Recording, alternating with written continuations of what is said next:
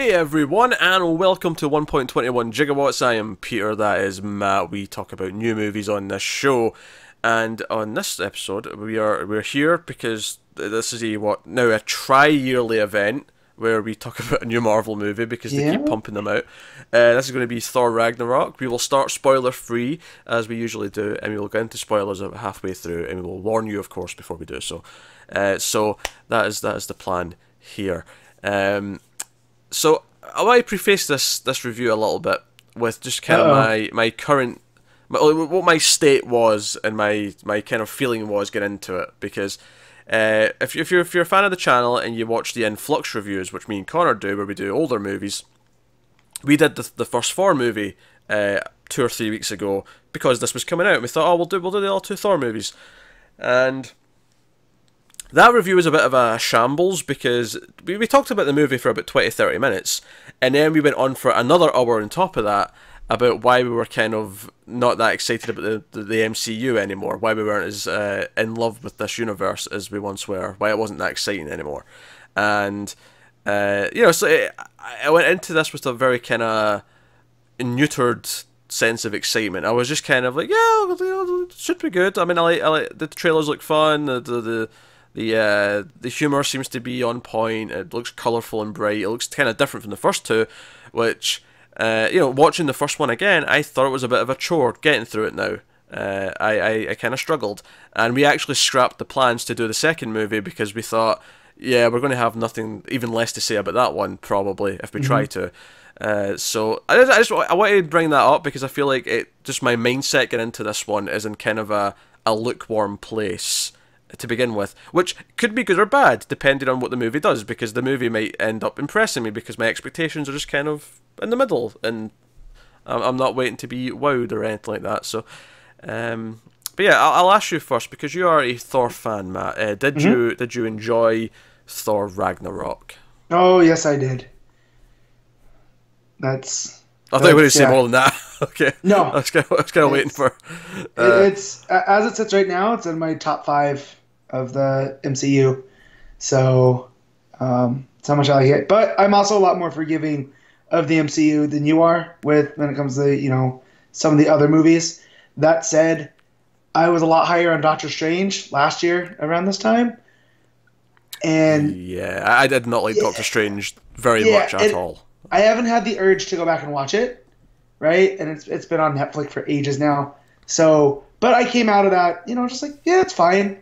I don't have, even though Thor is my favorite Marvel character, I don't have the expectation there like I do for DC movies. So when one of those is a little bit more lukewarm or, bad, I'm a little more heated. Also, I think we should clarify, when you say expectations there, you mean because you love the characters, not because you have any reason to expect a good movie after the last couple. Well, not counting Wonder Woman. Obviously, Wonder Woman was pretty good. Yeah. But yeah, so and here I know this is a trusted source. It's almost akin to comics right now, just with creative team shifts. And I tend to like Thor, so I came into this. This is my most anticipated movie of the year, even over a little space opera that's coming out in December. So yeah, I was really high on it, and it delivered for me. So I got much else on that one. Yeah, honestly, for me, I am kind of lukewarm on the movie after seeing it as well as I was before it. I think some things work quite well. I think that it is very funny. Like, it's a funny movie. There's a lot of good quippy characters, quippy lines, and it's very colourful and bright. I actually kind of like a lot of the music because it's got this very 80s retro kind of synthy thing going on a lot of the time. Yep. I like that stuff. However, when it comes to the plot and the actual character progression and me actually caring about what's going on, I don't it left me feeling very hollow. I think it's fine for like 2/3 of the movie because it's basically just a comedy, and that's okay. You can kind of just enjoy it for the quippiness of it.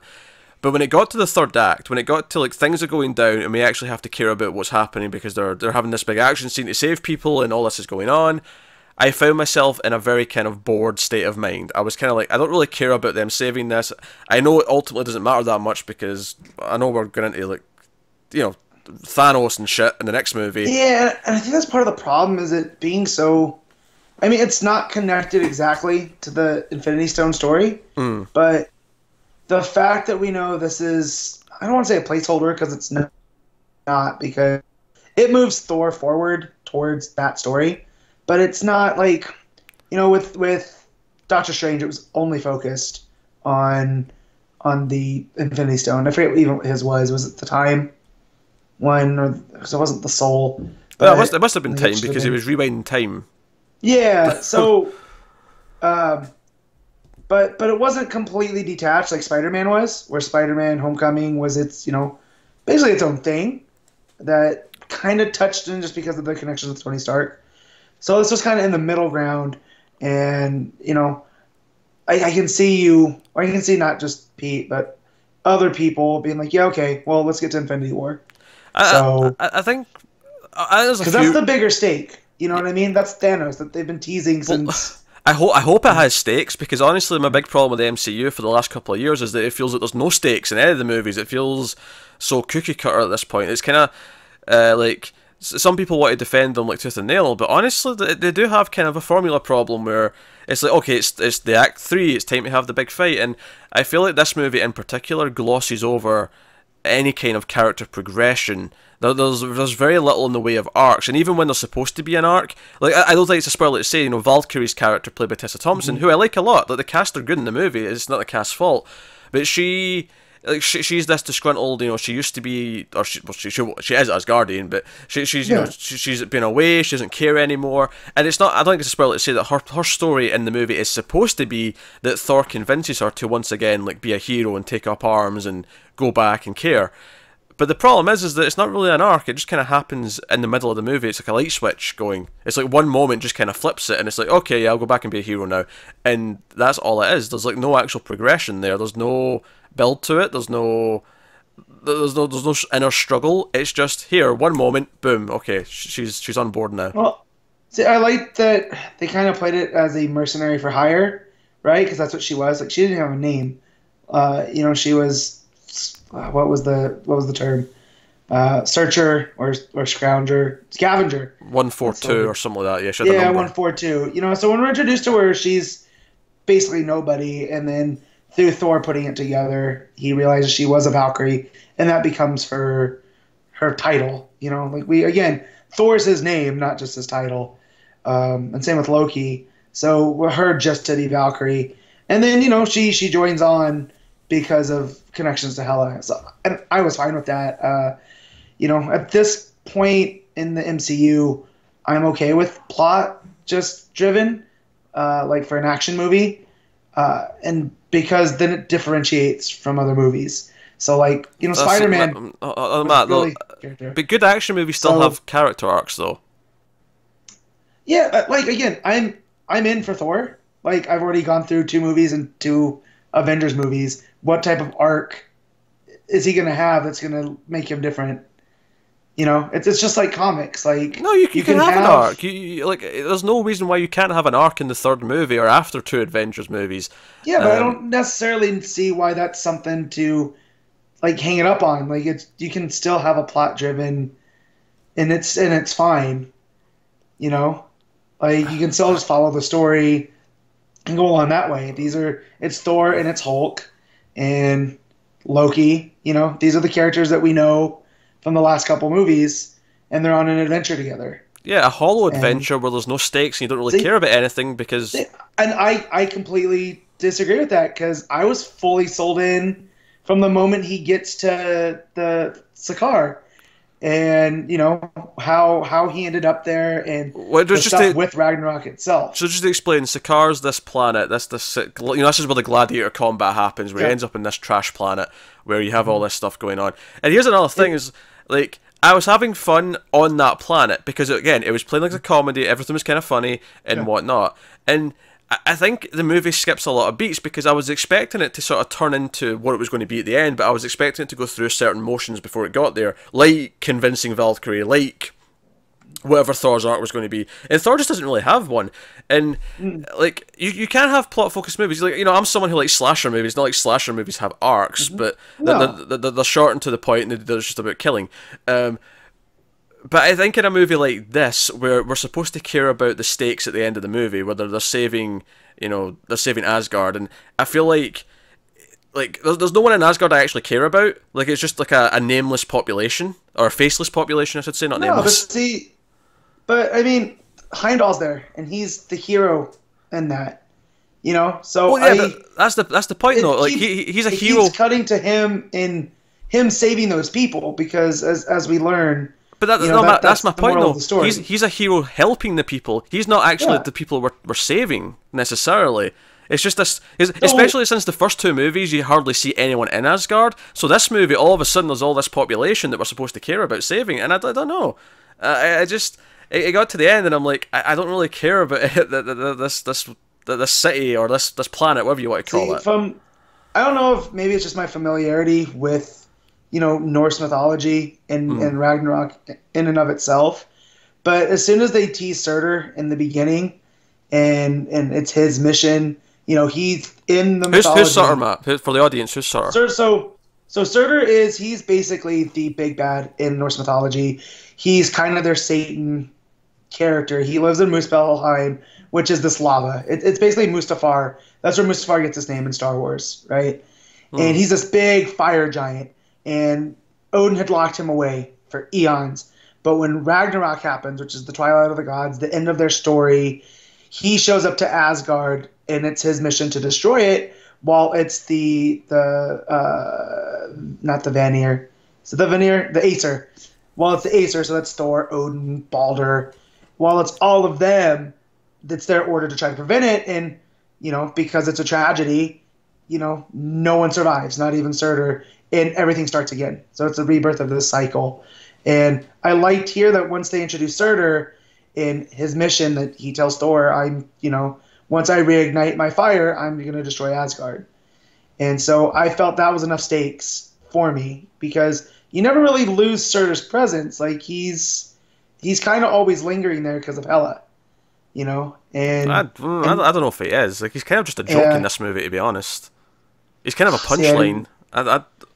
I don't feel any. I disagree. I don't feel any threat from him. And Hela's another point. So we're not talking about her. She's the main villain in the movie, played by Cate Blanchett, who is having a blast with this role. She's chewing the scenery. I think she's very good. I think her as a character has nothing to do for most of this movie. Yeah, it's typical Marvel villain syndrome, but dialed way up. Because she has this big entrance where, I mean, you see it in the trailer. She destroys Mjolnir and all the rest of it, and then the rest of the movie, she's just kind of stuck in Asgard because the sword for the Bifrost is missing, so she's just kind of stuck there and can't really do anything. And I'm like, okay, like, so at the end of the movie when she's having all these big fights, and I'm like, I was waiting for it to actually, like, even if it's not a case of like we care about saving the city, but at least the personal stakes. I never felt like Thor, like, he never really has, other than losing his hammer, he never really has that much of a personal vendetta or personal grievance with Hela. Not really. It never really feels like it gets that personal. It feels like they meet once at the start of the movie, and then they don't meet again until things are going down towards the end. It never felt like there was much actually built there. It was almost like chunks of the script had been like cut out, like all the stuff that was actually supposed to build the build to the climax at the end. It kind of just felt like we got there. So, it's time to have the big fights now, rather than actually getting to it. And that's why for a lot of the movie I wasn't in a bad place, because I was, it was, like I say, it was very funny. There was a lot of amusing characters, a lot of really quippy one-liners, awkward pauses, all that kind of thing, and all of it was very entertaining. But because I was expecting it to do all of its work at some point, but as the movie kept going, and then we got to the point where I'm like, we're getting into Act 3, we're getting into the big stuff here at the end, and they've not really built any of the stuff that they need to build to actually make it mean anything. And then also, like, Hulk is actually, I think it's a perfect encapsulation of my entire problem in this movie. He is very entertaining and good in the combat stuff when he's being a gladiator and all that. And his interactions with Thor are very funny, they're very amusing, as it is with when he's Banner and all that. But then in the final kind of like chunk of the movie, the final act, the final fight, he's kind of just like, oh, give him something to do over there off camera for most of Yeah, it. have him punch the wolf. And Yeah, that's kind of it. He's kind of wasted in the final chunk of the movie. yeah, and I'll agree there.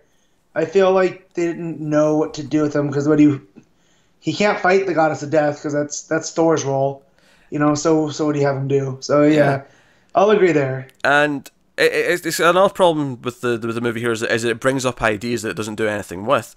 In the middle of the movie, Hela kind of reveals like some of this backstory about Asgard, and we're still in spoiler free, but I don't think there's much here to actually talk about in terms of what happens, because she reveals, Odin never used to be so nice, and Asgard was built on the backs of all these horrible conquests. Like he was a murderer, he was like murdering civilizations, all this stuff, and then it's never brought up again. Like Thor, like he sees like the paintings. And that's about it. Like, it's never mentioned, it's never brought up, nothing's ever learned from it, nothing's ever discussed about it. Like, and there's something where you could have done something like Odin himself, maybe he had a darker past and he decided to be better, he decided to be good.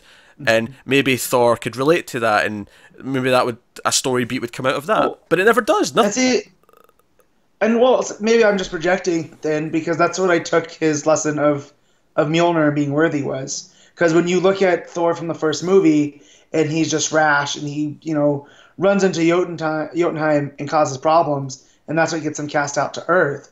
And over the couple movies, he's not the same character as he was at the beginning, and so that's, again, I might just be projecting there that, he's just like, oh, well, that was that lesson from dear old dad, because that's how he knew how to Odin saw himself in Thor, and that's why before he allowed him to take the throne, he had to learn to be humble.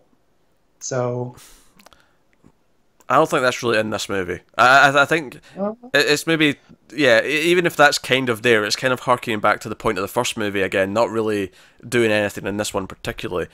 So I don't... I feel like there's no actual meat here. I think...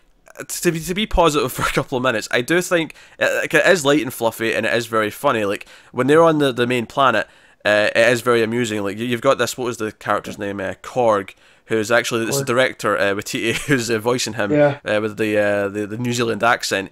That is his type of humor. He's very funny, and he's this great lines. Massive rock monster with such a soft spoken voice, and so it doesn't seem to go together. And just his interactions with Thor and Hulk and everybody else, I loved it. Yeah, no, it's like I say, on a pure like strictly light comedy level, the first like 2/3 of the movie are really entertaining, and it was amazing to me that I kind of just hate the Asgard stuff in this movie, because it's where the meat's supposed to be, and it just kind of falls flat. So that stuff. I understand with Hela. And her not being used, but like the stuff with Heimdall and getting the people out and trying to help them that way, I was all wrapped up in that. I was fine. Like, those stakes were enough for me. It felt surface level to me. It felt like we're being told to care because, in theory, we should care about a civilization being crumbled, and we do. Actually, I've talked about this a lot in the past before, about how when you have like a big movie where the world's at stake and the world's going to end, and we're supposed to care that the entire population is going to die, and sure, theoretically that works in a real world sense, but in a movie, no, I actually have to care about some of the characters. I actually have to care about some core examples who I connect with emotionally. That's how it kind of works in a story, and it's just this faceless population that I just whatever. So I think we'll give the spoiler warning now, so we can start talking about deeper details and stuff. So, so entertaining. I just think it's very hollow and ultimately very surface level. And like I think it was a fine. I'm not regretting watching it, but I do not think I'll ever want to watch it again. I think it was a one and done. Oh. Yeah, I think I'm going again tonight. So if it pulls through with one of my friends who's in town, so yeah. But then again, I am a huge Thor fan, and I feel like the Thor that I'm getting here makes up for the Superman I'm not getting at DC. So again, I feel like maybe I'm projecting, or I'm here's the thing, showing my bias. So I think You know, I have no problem with this because this movie does feel tonally so different to the first two. It feels yeah. like a Oh, complete big time. shift right from the start, and I'm okay with that because the first two aren't that great movies, so I'm okay with them doing something different. I do have to admit though, Thor's character in this, because it is purely just for the comedy, he's kind of just this big dumb bro. Yeah. That's kind of what he is in this movie, and while it's entertaining for a lot of it because it is kind of funny, it does kind of rob him of any of the more dramatic side that he could have when things actually go down. Yeah, but I feel that this is the Thor that we've gotten since Avengers. Like Whedon kind of played him up as the foil to Stark Oh, in sure, a lot of yeah. those scenes. I don't You think know, it's... so I don't. And same with even in the second one in Dark World, some of his stuff is played for comedy as he's trying to interact with things on Earth. No, the You comedy's know, always been there, but I feel like the it just balance in this one is shifted so it's turned up. heavily to Yeah. one side that it's almost hard to take him seriously when I'm supposed to later on. Because he is just Well, I this big goofball the whole time. Yeah, but I also feel like we've seen him step up when it's time, and like we see in his fight with Hulk. Like, yeah, he might be a dumb oaf, but he can throw fists, like he's. Oh yeah, he's physically very strong. I'm not talking about that. Yeah. I'm talking about taking him seriously as a hero when he's been such a goofball the entire time. So we're in spoilers. So just to make that clear, we're in spoilers Yeah.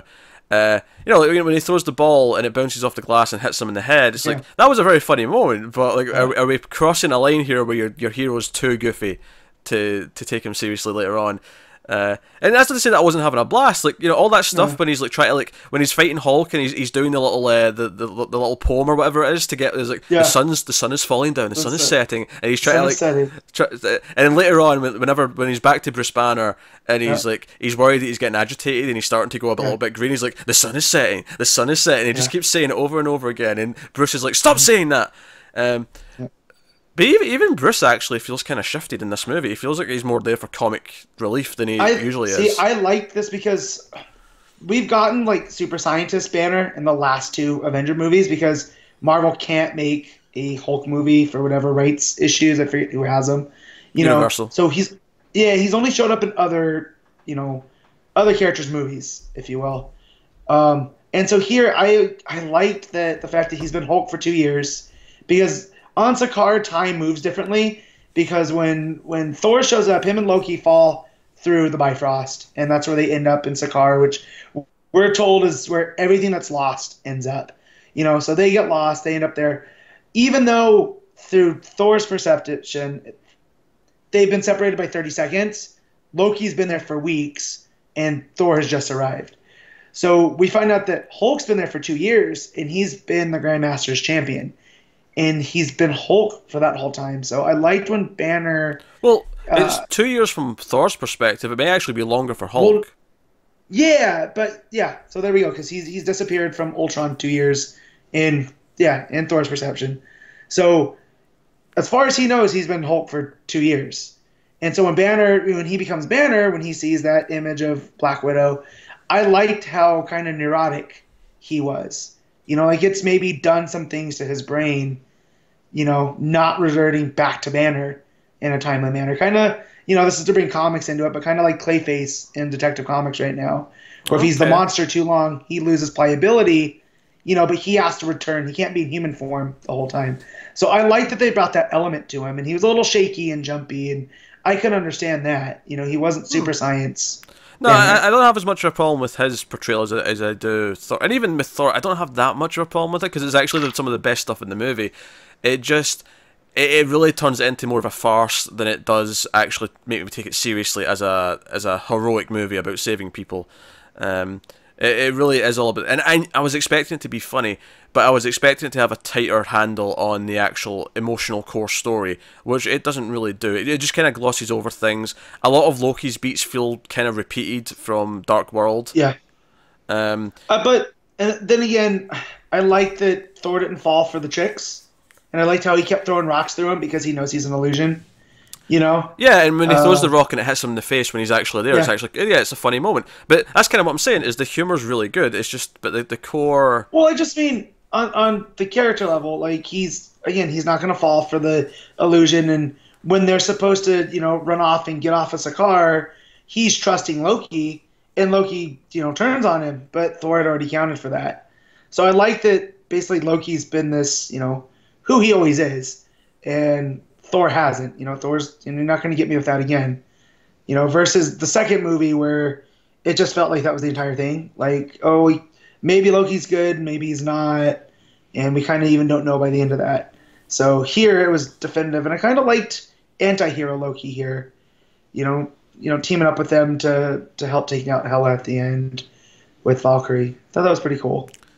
He was the big bad of Avengers. He shows up with a ship to evacuate Asgard, which felt very reminiscent of End of Age of Ultron with the helicarrier. Yeah. For better or worse. I don't even know if I'm criticizing that. I'm just pointing out it felt very reminiscent of it. Yeah, I didn't notice that until you right now. Which, it does feel a lot like Age of Ultron that way, where they have to evacuate. Yeah. It's kind of a recycled beat. And also, it made me question, like, how big, like, is Asgard? Like, how big is the population they can all fit on this ship? Yeah. Well, I mean, you gotta remember, they're an immortal people. They're not exactly gods. They're gods as we see them, but not, this ethereal type thing. We've seen that they can be hurt, like, Loki with Hulk and even Thor with Hulk. So, maybe it's just this is what's left of them. I don't know. Because it kind of shifts in the comics too, because there's this whole arc. Yeah, there's this whole arc where it appears what's left of Asgard. What's up? That was one of the things actually when we were talking about the first movie a few weeks ago. Is I was like, how big is Asgard? Is it a city? Is it a planet? Is it a country? Yeah. Is it like what sort of size are we filling out here? How many people are involved? And this movie for me just kind of murkied it up even more. I'm like, okay, I guess it's just small enough that it fits on one ship in terms of population. Okay. Well, I mean that said, it's a large ship. Like, it's a freighter type size, so... Yeah, but you couldn't fit the population of most towns in one freighter, never mind. If you stack them on top of each other, maybe. But... Okay, you're playing with physics here now, Matt. Come on, yes. Oh, you're telling me in a world where, a man shifts into a gigantic monster, we can't play with physics? Get out of here. I'm not saying we can't play with physics. I'm saying that in the movie you just see them all standing around. We know they're not stacked on top of one another. True. Also, I've seen people complain about the loss of Mjolnir, and it didn't affect Thor as much. But as a Thor fan, I like that. I like that he wasn't so tied to Mjolnir. See, here's the funny thing though. I actually do have a really weird complaint about this. Is that I actually think the opening with Surtur, is that what his name? Surtur, yeah. Yeah, all that stuff at the start, he's using Mjolnir in really inventive ways that I thought we hadn't seen yet. I thought, oh man, they're actually using it in fun ways that they've not done yet. Yeah. And then it's taken away, and I'm like, see, now I didn't think I'd care that much, but now I missed the hammer, because I feel like Waititi, for the first chunk of the movie, was doing really cool things with it, and now it's gone, and now, at the end of the movie, he just kind of unlocks his thunder powers, and he's got electricity around him, and he's doing that, and he's firing lightning at people. Which, by the way, this movie's trailers were intentionally deceiving on a couple of things. I like that. The two specifically that I want to point out is, one, there's shots from the end of the movie in the trailer where he is not missing an eye, whereas in the movie he is missing an eye because he's he loses an eye to Hela and ends up looking like Odin. And then the other thing is Hela, when she breaks Mjolnir. Yeah. In the trailer, that's like in a city. It's in like New York or something. That's in an alleyway. So fun fact, they reshot that. They late in the movie, in production, they realized it would mean more if they did it in this big open field that was reminiscent of, like Viking like stuff versus being in the middle of a city, which I think they shotgunned that a little too fast. Actually, it's funny you bring that up, because I assumed that it was just green screened and they just changed the background. Yeah. But it's funny you say that, because the shot of her smirk looked very the same almost, at least from memory. Maybe it's slightly different if you actually compare them side by side. Yeah.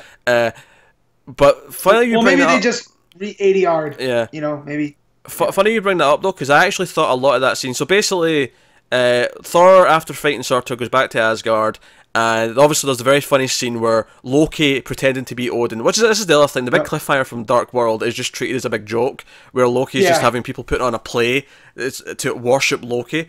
And we have some cameos, we have Matt Damon playing Loki, we have Luke Hemsworth, not Liam, sorry, Chrissy's brother. Liam's it's also Liam's brother, to be fair, but... Yeah, but he's the one that's on Westworld, right? Yeah.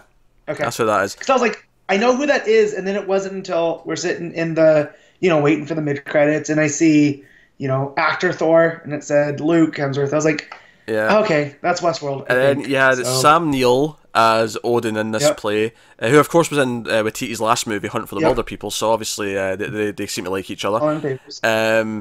So you had all that. That was really amusing. It was, like I say, really funny. The humor was on point, and obviously Thor the entire time knows what's going on. He's like, "Hey, reveal yourself, brother," and so on. Well, and I like how he threatens him with Mjolnir, where he's like, it comes back to where it was thrown, and he throws Loki in front of it. Exactly. This is him doing something inventive. As the director, I mean, he's doing something inventive with the hammer that I like. Oh, this is actually a really cool idea that he's just putting his hand behind his head. He's like, "Oh, it's coming back to my hand." Yeah. Loki, it's coming. Like. Again, it was inventive, and so I kind of missed that once it was lost, and he never got it back again. Which he's going to get it back. I imagine that in Infinity War he's going to somehow end up with another. It establishes that he knows Doctor Strange because the cameo out of Cumberbatch, which I had kind of heard about, and I thought that scene was kind of funny with him teleporting around and the. What do you mean you heard about it? We saw a scene of it at the end of Doctor Strange. Yeah, but those kind of scenes can mean anything. Like it's not. Exactly. I mean, it's in continuity, but it doesn't have to mean big things. So, had Doctor Strange not actually showed up, I wouldn't have been surprised, But, he had the ever-filling beer mug. I thought that was pretty funny. And you would see him take big old long gulps, and then it would refill. So I thought that was good.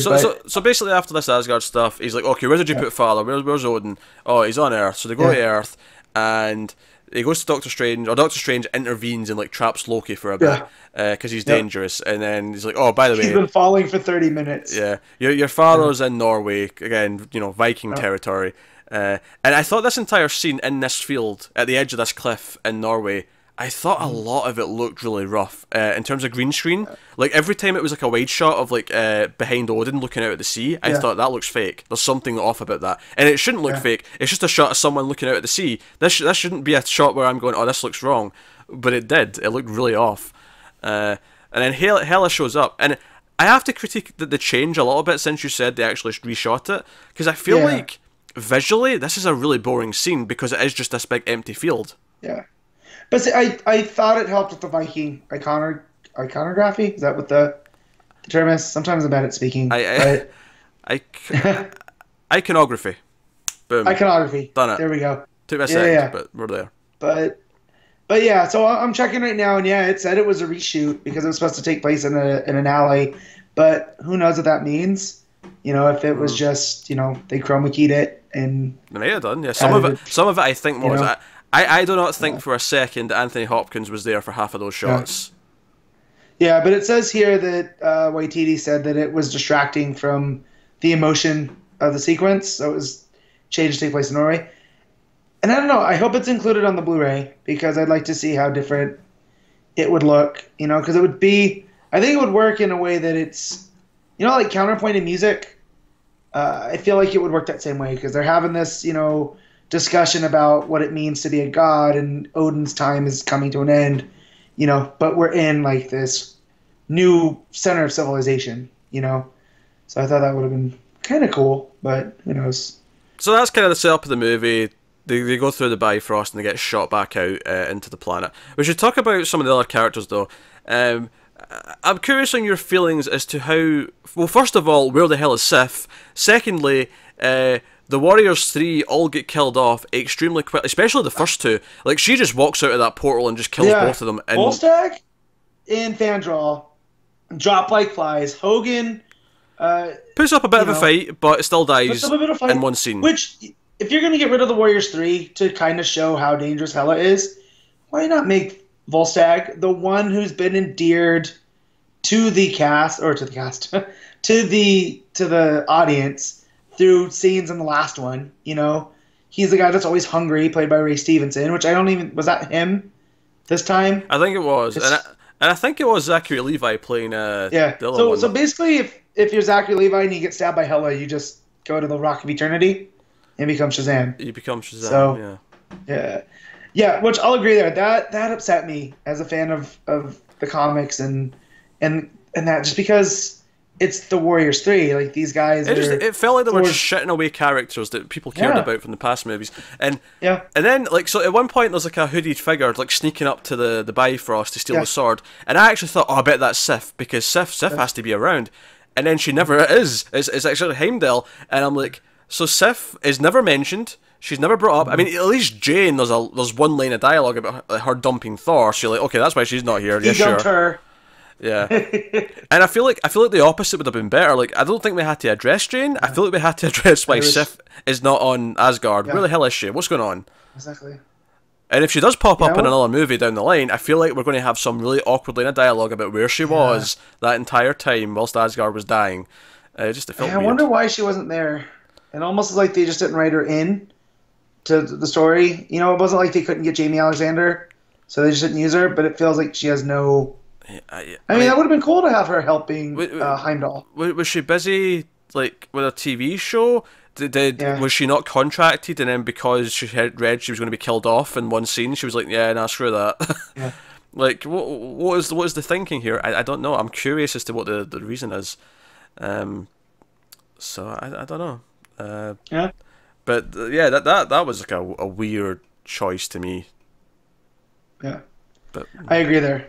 Like, especially Sif, because the whole second movie was, you know, should he go off with Sif, you know, because they're gonna live forever, or does he go with Jane, who, you know, the time's limited, you know, and he makes the Jane decision, goes to Earth. Very limited, you know? as it apparently seems, since she Clearly. dumped him. Yeah. Yeah. Time was extremely limited. No, like I say, like I feel like I'm being really down on it, and I think it's because it's not so much that it's that bad, because it's not that bad. It's just really hollow, and ultimately at this point, I've seen enough hollow Marvel movies that it's old. Like, I'm bored of it now. I'm fatigued. Yeah. I would not that I'd be upset with you, because, you know, everyone's opinion's their own, but this is kind of how you felt with Guardians 2 as well. To an extent, like although I think I like that. That had some more merit than this one did, I think. Yeah. What's funny I'll go there. is I think coming into this year, I was excited most for this, then Guardians, and then the least for Spider-Man. And the funny thing is Spider-Man, I think, is easily the best of the three.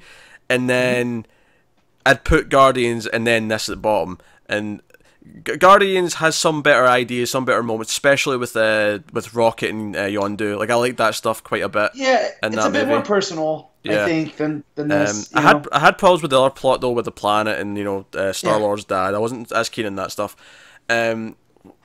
Whereas this, I feel like, yeah, it was fine and it was light and it was, like, you know, a breeze, but I just don't emotionally connect to any of it. And I think, you know, I said on Twitter that I feel like being really happy or feel really good about a Marvel movie now, for me, is now the exception rather than the expectation.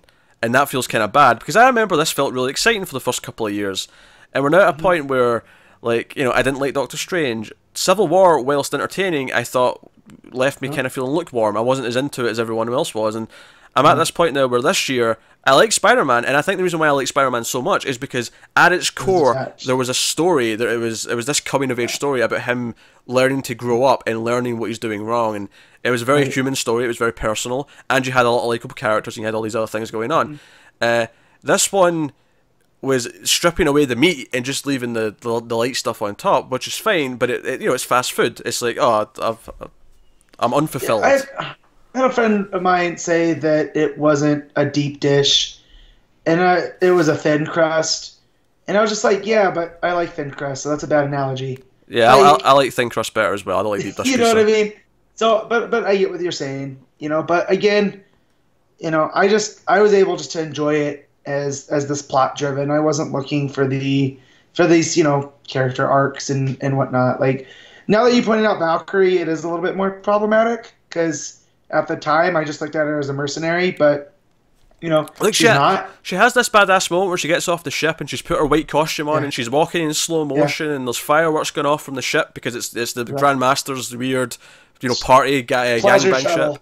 Yeah. Because they're talking about orgies and they're like, oh, don't touch anything. Which we're not even spoken about him. Jeff Goldblum, of course, is, you know, wonderful. How do you like him? Hey, he's great. Like, he's fine. Like, he's kind of a nothing role. He's just kind of there to be this quirky bad guy to run this gladiator ring, and he has some jokes. inverse of Benicio del Toro's Collector, Mm. where he seemed a bit more sinister, but still had about as much to do as the Grandmaster. But at least Grandmaster, there was sinister to him, but he was light, and like I liked when he was on the screen because it was a Goldblum that I'm not used to seeing. It was, Yeah. I guess, he's not quite Dr. Malcolm, but he's the Dr. Malcolm meme where he's like, yeah, you do it better than I do. I can't do the noise better than that. Well, it sounds better to it, not coming out of me. But yeah, I thought he was fine. A bunch of other people. Can't do it. That was my best go at it. What you want from me? I've heard people complain about him too. Like there's nothing to him. But again, I was fine. Like I don't have a problem with there not being much more to him because he's ultimately a side character. He's not really be there other than kind of facilitate the plot that he's doing. Mm. The problem I have is that Thor, Valkyrie, and Hulk all are lacking their actual arcs, and Loki kind of has one. It's not particularly deep, but it is kind of there. Actually, honestly, the best arc in the movie goes to Scourge, Karl Urban's character, and it's not even that deep. It's not that impressive, but at least on its simple premise, it works. He's a bit of a seedy asshole who collects weird things from different places, including from Earth, and he has Des and Troy for his two assault rifles from Texas. Oh, as he calls it, Texas. So he's given the Heimdall role as the keeper of the Bifrost because when Loki becomes Odin, he accuses Heimdall of treason because Heimdall knows what's going on. He sees all. And so I just love how he's collected all of that stuff and he's trying to impress those Asgardian women. He's like, yeah, look at my things. And I just thought Karl Urban just doing that, like, that's Bones from Star Trek. He plays Bones. This is not him playing Bones, though, from Star Trek. This is nothing like that character. No, I know, but that's what I mean. It's so different than Bones. Like, I forgot it was Karl Urban. He chooses scenery. He's very good. He ends up working for Hela for a little bit, and then he obviously is hesitant to actually commit murder for her. And then as the final thing's going on, he's sneaking away on the refugee ship, and he decides that when the bad guys are going to get up there, he pulls out his guns and screams for Asgard or whatever he says, and jumps out guns blazing, and goes out kind of a tragic hero who's redeemed himself.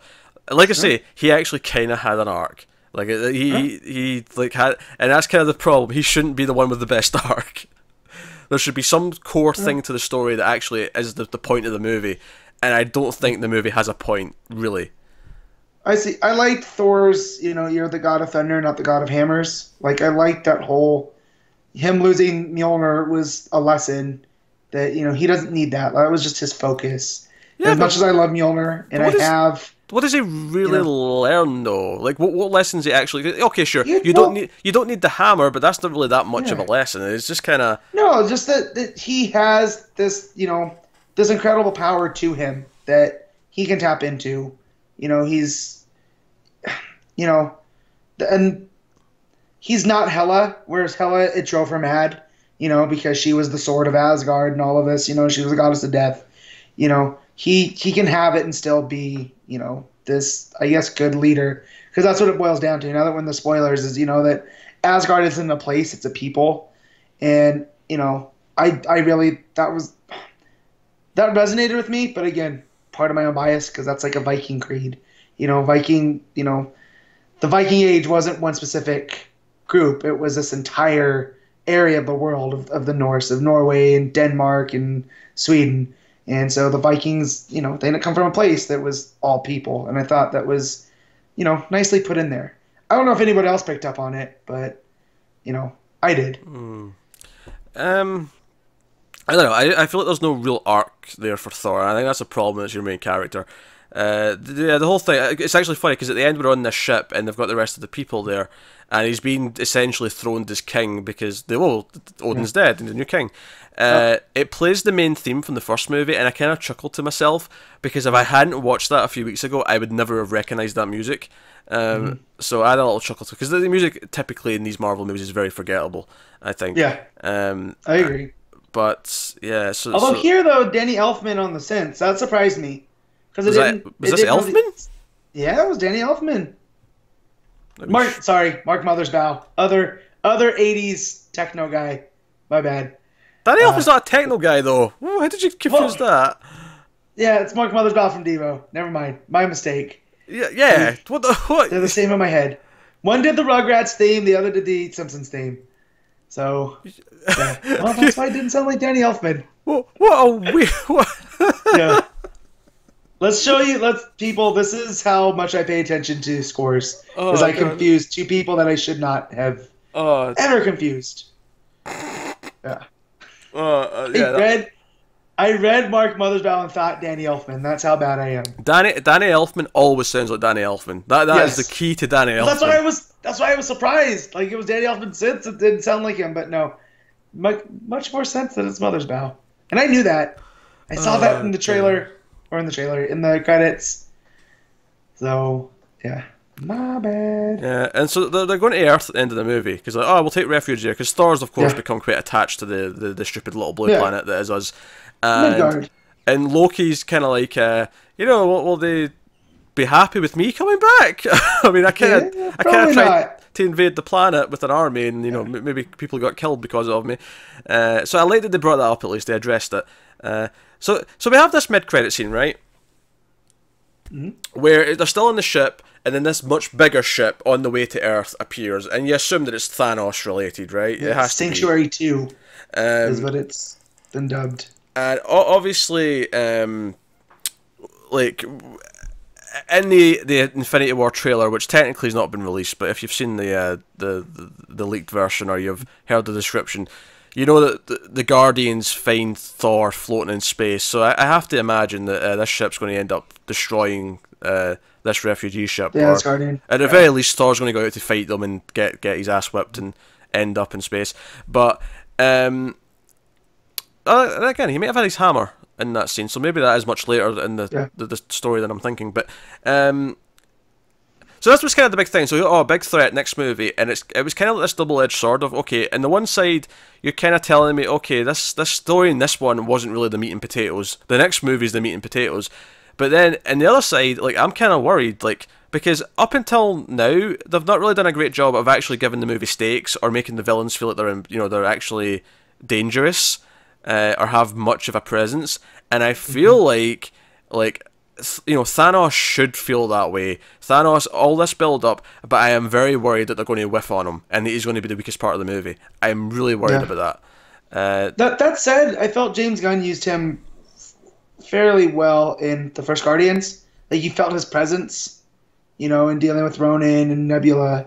So, but you need more than just presence if he's the big bad and you're having 20 plus, characters fighting him.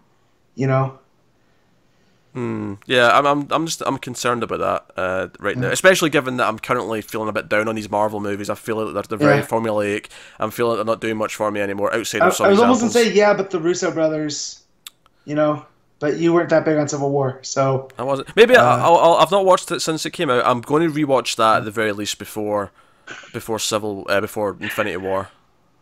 Part of me wishes I could say that, but my wife loves it, and she watches it about once a month. So I've seen bits and pieces 8 or 9 times now. That's just the weird thing. Civil War. Not that I'm complaining. Until Ultron, like, I would go and see most of the Marvel movies multiple times at the theater. Yeah. Since Civil War, I've not done that. Like, every single one has been one and done. And I've not even watched any of Spider-Man again? No. And I like that one a lot, and I'll definitely watch that again. But like every other one, like Spider-Man is the only. I mean, not the only one, but since Civil War, I've not even seen any of those ones again. In general, never mind at the theater. Spider-Man, I'll definitely watch again. Though I really like Spider-Man, but and I'll watch Civil War again because I want to give it a second chance because I feel like I may have had an adverse reaction to certain things. Hold off till about January so you can watch it before Black Panther, because it's kind of a maybe not a prequel, but it leads right into it. I think. Yeah, and that's kind of thing. So because of the way I'm feeling right now, there was a second trailer for Black Panther that I've not even went and watched yet. Oh, you didn't get it with Thor? No, I got Justice League and I got a bunch. I got Star Wars, which makes sense as well Yeah. because Disney. Yeah, I got Star Wars, and then they ended it with the Black Panther trailer, which I'm hyped on because I love that director. That's he the has thing. not let me down yet. I like that so. director a lot. Creed was fantastic. Creed was like probably better than any of the actual Rocky movies. He came in and no pun intended. Outside of the, but it was a knockout. Outside of the cheesiness factor of like 3 and 4, and that's just mainly childhood. They're not good movies. So Creed's definitely better than 1 and 2, I would say. Oh, one's a good movie. Yeah, but I think Creed's better. No, but you said outside of 3 and 4, they're not good movies. Oh, no. I meant... no, what I said is outside the cheesiness, 3 and 4 aren't good movies. Oh, okay, yeah, sure, right, yeah. 1 and 2 are. I love 3 and 4 for the cheesiness. I like 1. Balboa was pretty good, if I recall. So I haven't seen that one. I haven't seen 5 or Balboa. Well, you can skip 5. 5, it's basically out of continuity as well. But Creed was fantastic. So, Coogler is a great director. He's got a really great cast. But, just because of the way Marvel is right now, I'm just not that excited. Same with, what's after Infinity War next year? Is it Ant-Man and Wasp? I think it's Ant-Man and Wasp. Yeah, I'm kind of I hope that's good. I like Evangeline Lilly. I hope that's good stuff. And I hope I like Captain Marvel, and I hope Avengers 4 is good. But I don't know. Oh, maybe it's Captain. No, has Captain Marvel even started production? No, it's Ant-Man and Wasp next year after Infinity War, and then Captain Marvel. I can't remember if that's before or after Avengers 4 in 2019, but either way, it's that year. But I know it's a throwback, right? Because it takes place during the 90s. I don't know if that's confirmed yet. I think that was still just the leaked or rumored plot. Gotcha. Yeah, it's Ant-Man and Wasp in July. No. Captain Marvel in March 2019. Yeah, no, actually, now I'm saying that, I think it was at like D23 or a conference of some kind where they said that it takes place in the 90s. No, you're right. I think that's actually confirmed now. Yeah, that's what I thought. It says it's in pre-production, which, man, I know they have like a year and a half, but I think they need to get going on that one. But yeah, man, what number is this? This was 17. This was number 17 in this cinematic universe. So I understand the fatigue there too, because it's like I used to watch them all before a new one came out, and I don't have the time. You can't now because there's 16 movies to watch before you get to a new one. And I didn't even watch the first 2 Thor movies. Granted, I've seen them more than some of the other Marvel movies, so I didn't necessarily need to. But yeah, I understand the fatigue. I was really hyped on this one, and I liked it, and I've even been called out by friends for well, you just like it because it's Thor, and I was like, well, sure, if that's how you want to say it, whatever. I really enjoyed it. Yeah, you rock on, Matt. But I it wasn't a terrible time by any means. Like I say, it's entertaining enough that it works, but it left me feeling very hollow. And because we're getting so many of these Marvel movies now, we're getting so many superhero movies. I really hope DC can up their game, and I hope Justice League doesn't suck. And even if Justice League does suck, I really hope that post Snyder we are in a better place to get better movies, and it's different from Marvel. I definitely think Aquaman will be the teller on that one. I think because it was early enough, but also late enough in production that they could alter it just a little bit, with James Wan, so it doesn't have to have the Snyder, stink on it. But we'll see. And then Matt Reeves is Batman. I think that'll be the first, do or die. Because who knows with what's going on with Man of Steel too. Right now. I misheard you there for a second. I thought you said Matt Reeves as Batman, and I'm like, wait, I missed that Matt announcement. Reeves Batman. I missed that announcement, No. Hopefully that follows through, because that's still not 100%. I don't think. It was as far as Apes was out, because he was taking questions about what Batman wanted to do. Yeah, because I remember multiple people being up for it, and then I feel like we get so many of these superhero movie rumors and announcements that they all start to blur together at one point. It's hard to keep it straight. Yeah. Definitely. But hey, so anyway, that's been Thor Ragnarok. I guess we should rate the movie before we go. So what would you rate Thor Ragnarok out of 10, Matt? Mine's a solid 8. So I really enjoyed it. Had a good time. And as I said earlier, I'm probably going tonight if I get that phone call from a friend.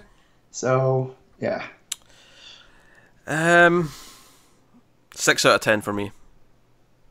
Fair. Yeah, it's not a horrible time. like by any means, but like it is hollow, it is fast food, and that is all it is.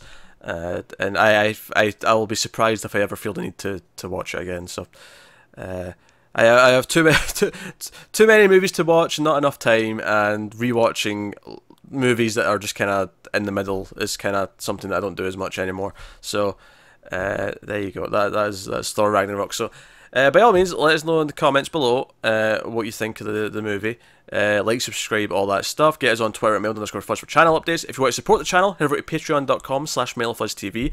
Of course, on that front, we have me and Matt do 1.21 Overload every month. The winner of last month's vote was unfortunately Matt's pick, which was La La Land. So that will be coming from Overload sometime this month. The vote for next month, which is up right now, it'll be there for all of November to vote for us to do in December, is between two films. Matt's pick was That Thing You Do from the 90s, and my pick was a very kind of a light-hearted, twisty-turny spy movie called Charade, or Charade, depending on how you want to pronounce it, starring Cary Grant from the 60s. So that's the two picks. So patrons and $5 and up can go and vote on that anytime this month, and the winner will be done next month. Either way, I feel that I've won.